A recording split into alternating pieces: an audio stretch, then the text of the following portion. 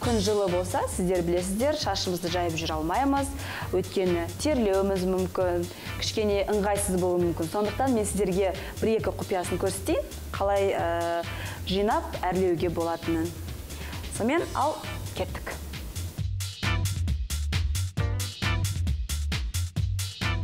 Шашымызды кішкене бүйралап алуымыз керек болады оның алдында. Көріп тұрғандарыңыздай. Шашты кішкене аздап-аздап етіп алып аламыз.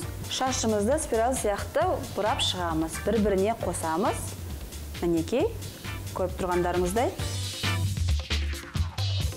Әр шашты бір-бірінің үстіне қосамыз. Алдына соңына келгеннен кейін алдынан кішкене шығарамыз.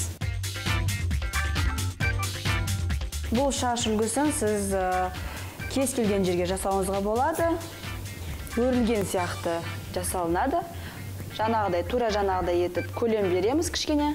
Шашымыз саусақтарымызбен былайынан тартып ашамыз. Шаштың астына жібереміз. Тура жаңағыдай етіп невидимкамен қадаймыз. Тағы да жаңағыдай етіп майда шаштарын алып тастаймыз.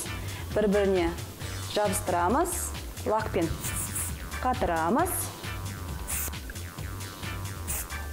Лакты сеуіп болғаннан кейін, сосын барып формасын жасайсыз. Бізде соңғы штрихымыз қалды. Соңғы бұрымымызды қалай алуға болады? Оны кішкене қиғаш ретінде төмендеу етіп аламыз. Бірақ көптеу аламыз шашымызды. Тура жаңағыдай спираль ретінде орап шығамыз. Қиғаш ретінде көптеу етіп аламыз, ұмытпаймыз.